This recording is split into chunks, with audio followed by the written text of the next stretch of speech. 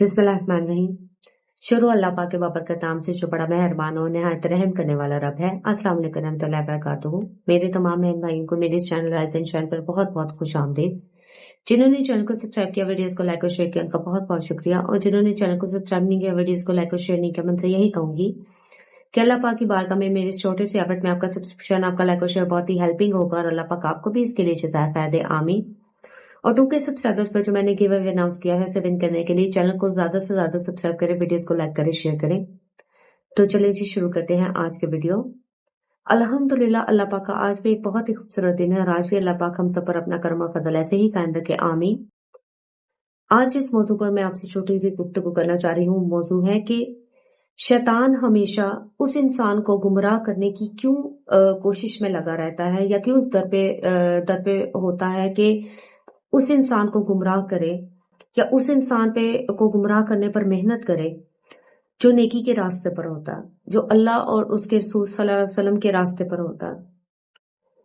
ऐसी क्या शैतान को क्या मिलता है ऐसे शख्स पर मेहनत करके, अपने हरबे इस्तेमाल करके, मुख्तलिफ किस्म के ट्रिक्स इस्तेमाल करके ऐसे इंसान को सीधी राह से हटाने के लिए। सबसे पहली बात तो यह है कि जो लोग ऑलरेडी बुरे रास्ते पर होते हैं, जो लोग ऑलरेडी बुरे काम कर रहे होते हैं, जिनके अंदर अखलाकी और रूहानी बुराइयां पाई जाती हैं, जो झूठ बोलते हैं, जो लोगों को धोखा देते हैं, फरेब करते हैं, जो गलत काम करते हैं, चोरी करते हैं, जिना करते हैं, किसी भी किस्म की अगर उनमें अखलाकी या रूहानी या मुआशरती बुराई पाई जाती है, या जो अल्लाह और उसके रसूल की इताअत नहीं कर रहे होते सल्लल्लाहु अलैहि वसल्लम, तो ऐसे लोगों को गुमराह करना तो शैतान के लिए तो कोई मसला ही नहीं है। उसको कोई मेहनत ही नहीं करनी पड़ती, क्योंकि ऑलरेडी वो लोग शैतान के रास्ते पर चल रहे हैं, वो शैतान को फॉलो कर रहे हैं। तो शैतान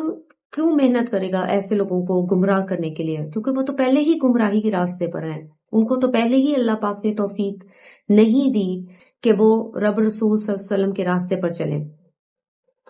क्योंकि वो तो शैतान को फॉलो कर रहे हैं। वो हिदायत लेना ही नहीं चाह रहे, वो हिदायत के रास्ते पर चलना ही नहीं चाह रहे।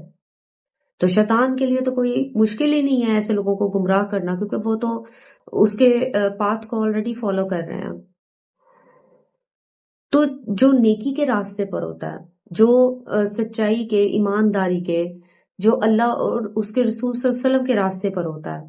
ऐसे इंसान को गुमराह करना शैतान के लिए मुश्किल होता है, जिसकी वजह से वो हर वक्त इन्हीं कोशिशों में, इन्हीं चक्करों में लगा रहता है कि ऐसे शख्स को गुमराह किया जाए जो अल्लाह के रास्ते पर है, उसे अल्लाह का नाफरमान बनाया जाए, उसे नबी पाक सल्लल्लाहु अलैहि वसल्लम का नाफरमाबरदार बनाया जाए, उसे गुनाहों के रास्ते पर लेके जाया जाए, उसके सामने कोई भी जो इसकी कमजोरी है, उसके नफ्स की अगर कोई कमजोरी है या किसी भी किस्म की उसकी कोई कमजोरी है, उसका फायदा उठाया जाए और उसको वहां से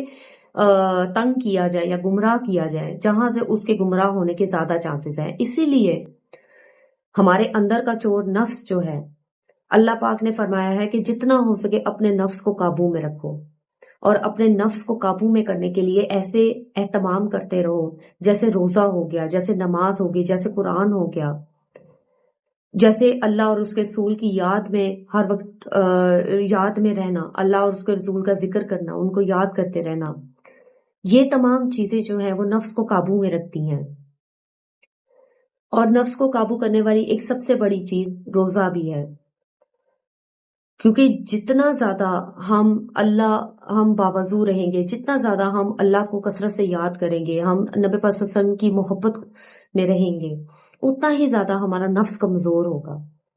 उतना ही ज्यादा हम शैतान जो है उसको अपने से दूर रख पाएंगे।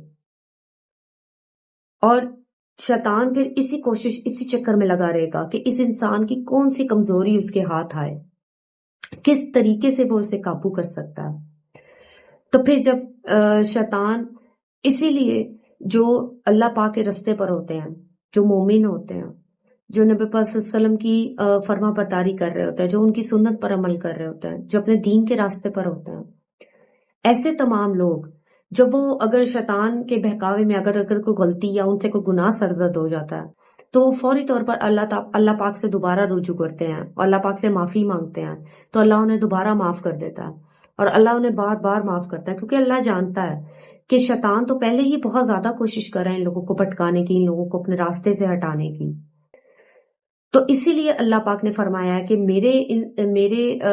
بندے، میرے انسان کے گناہ اگر سمندر کے جھاگ کے برابر بھی ہو جائیں، اور اگر پھر بھی وہ مجھ سے معافی مانگے گا، توبہ کرے گا، تو میں اسے معاف کروں گا، کیونکہ شیطان نے اللہ سے وعدہ کیا تھا کہ میں ہر وقت تیرے بندے کو بھٹکاتا رہوں گا، ہر وقت تیرے بندے کو گمراہ کروں گا، کیونکہ وہ خود گمراہی میں ہے اور وہ اپنا وعدہ پورا کر رہا ہے جو اس نے اللہ پاک سے کیا تھا۔ تو اسی لیے ایسے لوگ جو اپنے دین سے جڑے رہتے ہیں، جو اپنے اللہ اور اس کے رسول صلی اللہ علیہ وسلم سے جڑے رہتے ہیں، جو اللہ کے راستے کو فالو کرتے ہیں، ان کو خراب کرنا، ان کو گمراہ کرنا شیطان کے لیے مشکل ہوتا ہے۔ اسی لیے شیطان ہر وقت انہی کوششوں میں، انہی چالاکیوں میں لگا رہتا ہے کہ وہ انسان کو گمراہ کرے۔ تو اللہ پاک ہمیں زیادہ سے زیادہ اپنی بارگاہ میں حاضر ہونے کی توفیق دے، ہمیں زیادہ سے زیادہ نبی پاک صلی اللہ علیہ وسلم کی سنت پر عمل کرنے کی توفیق دے، اور شیطان کو ہمیشہ ہم سے دور رکھنے کی توفیق دے، کہ شیطان ہم سے دور ہی رہے، وہ کامیاب ہی نہ ہو سکے ہمیں ہماری راہ راست سے ہٹانے میں، کیونکہ یہ اتنا چلاک، اتنا شاطر جو ہے، اتنی شاطر مخلوق ہے کہ اس نے تو اولیاء کرام کیا، بڑے بڑے نبیوں کو، بڑے بڑے اولیاء کرام، صحابہ کرام کو بھی گمراہ کرنے کی کوشش کی۔ وہ تو اللہ کا کرم، اللہ کا فضل تھا جس نے ان کو بچایا، کیونکہ یہ باز نہیں آتا اپنی چالاکیوں سے، اس نے کسی کو نہیں بخشا، تو یہ ہم جیسے عام انسانوں کو کیا بخشے گا۔ تو اللہ پاک ہمیں زیادہ سے زیادہ اپنی بارگاہ میں حاضر ہونے کی توفیق دے، تاکہ ہم اس شیطان کی چالاکیوں سے، اس شیطان کی گمراہی سے بچے رہیں، اور نیکی کے راستے پر ہمیشہ اپنا سفر جاری رکھیں۔ مجھے اپنی دعا میں یاد رکھیں، میرے چینل کو سبسکرائب کیجیے، میرے ویڈیوز کو لائک اور شیئر کیجیے۔ اللہ پاک ہمارا حامی ناصر ہو۔ اللہ حافظ۔